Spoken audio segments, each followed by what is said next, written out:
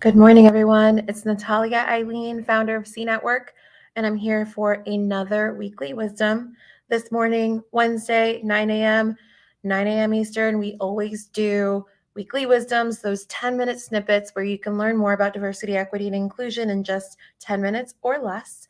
I'm excited because today I'm joining you from Las Vegas, Nevada, so it's not 9 a.m. for me. It's 6 a.m. right now. But I'm here doing some sessions for some folks around diversity, equity, and inclusion. You know how it is. But I wanted to make sure that I jumped on live because we do these every Wednesday at 9 a.m. Eastern. With that introduction, I do want to introduce today's topic. We are excited to talk specifically about DEI councils, diversity, equity, and inclusion councils. And one question I get all the time is, why isn't our DEI council working? What is going on? Why can't we get it to work the way that we need it to? Why can't we feel like it's actually moving in the right direction? Well, there are actually some articles out there that talk about how DEI councils don't work and all of this. Well, listen, DEI councils can be great tools if you have certain things in place. So today we're going to talk about just 3 reasons why your DEI council might not be working. And I'll throw in a few tips as to how you can make sure that it maybe moves to that right direction. With the first way that your DEI council might not be working for you. And that first way is pretty simple, but very foundational. It might be the case that your leadership is not doing enough to support your DEI council. Something I see often is a lot of DEI councils will start up thanks to the engagement and excitement of employees. It's something that might be grassroots, and that starts from a bubbling up of an understanding that we need to do something to build inclusion. We need to do something to bring diversity. We need to do something to make sure that our systems are equitable. And so people who are just engaged employees, or people who are interested in being more engaged employees who want to invest in their workplace culture, will start up a DEI council. And that is fantastic. But if you don't have that engagement from the leadership, that commitment from the leadership, it can be really hard to make significant progress. So my advice around this is getting yourself an executive sponsor. So thinking about this a lot like you might think about the structure of an employee resource group, which more often than not, we're seeing a lot more organizations ensure that their employee resource groups have executive sponsors. The same should be the case for the DEI council. You will try to get yourself, you also want to try to get yourself into certain meetings with certain leaders across the organization. So this DEI council should have regular connects with leadership, some aspect of leadership that has a direct tie to your C-suite, or your CEO, your head of HR, your heads of different departments, because that's what's going to make sure that this needle moves. And it's even better if your organization also has a DEI team or a DEI leader. You'll want to make sure that they're very, very connected to this, because they can be your pathway to getting in touch with the leadership. So we just got through one, and that's one reason why DEI councils fail. But there are a couple of others, and we're not going to get to all of them, but I do want to share at least 2 more.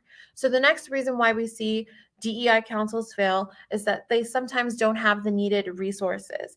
Now, there are a lot of different resources that DEI councils should have access to.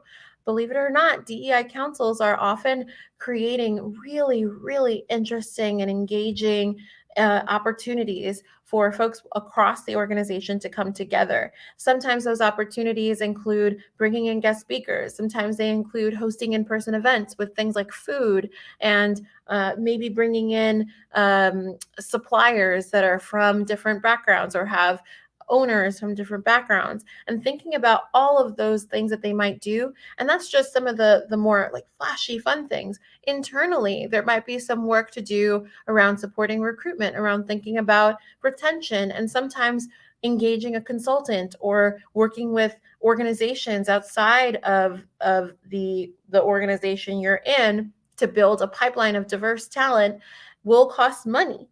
So you need to make sure that if you have a DEI council, you're really thinking about giving them access to their needed resources. And that could look like money. It could also honestly look like a bunch of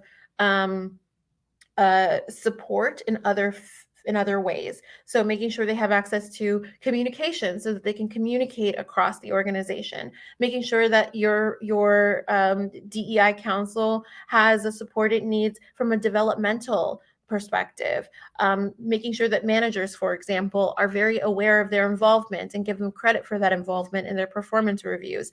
Those are resources. Those are elements of support that you're giving your not employee resource group, I almost messed that up there, giving your DEI council members to make sure that they feel that they can contribute fully and that they're not too constrained by the lack of resources that may exist in your organization. Okay, we've talked about 2 reasons why we see some of these DEI councils fail. I do want to share a 3rd reason. And this reason is one that can be a little hard to overcome unless you're super intentional about it. And it's one that I often see is the case when I'm asked to come in and support DEI councils. They'll say, "Hey, we've done all of these things. We have an executive sponsor. We've given the DEI council a budget. We have, support from the leadership.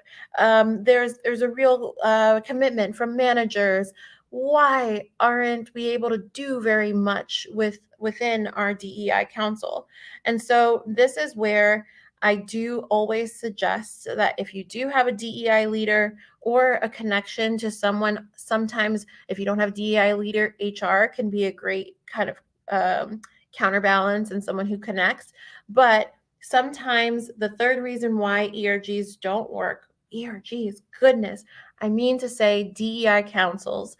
I apologize.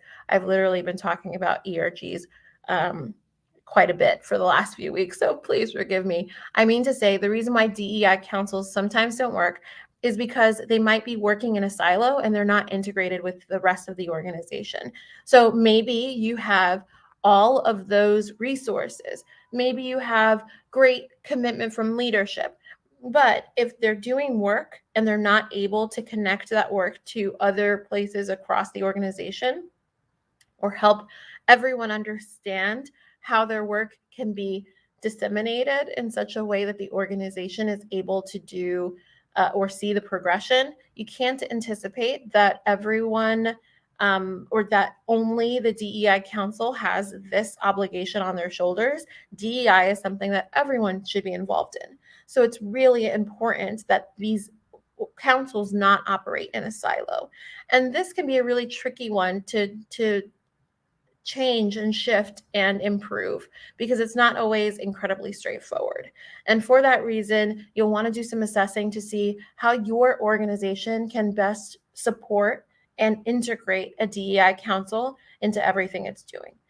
Now, a 4th kind of bonus reason DEI councils don't succeed is, and I'll share this just because I think it's important to think about, is that sometimes DEI councils have really great energy and engagement and interest, but sometimes the folks on the DEI council are very new to thinking about these topics and very new to engaging with this content.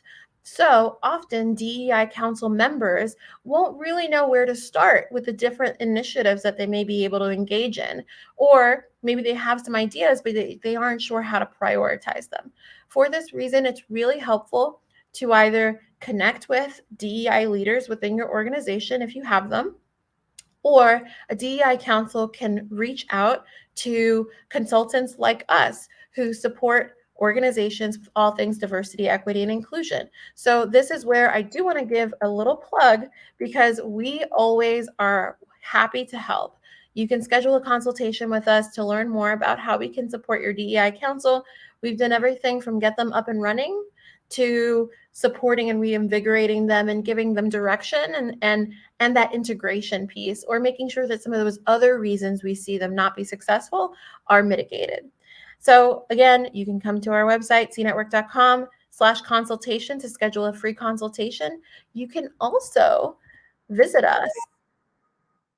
You can also visit us on all of these platforms because we love to offer free content whenever we can, just like this one.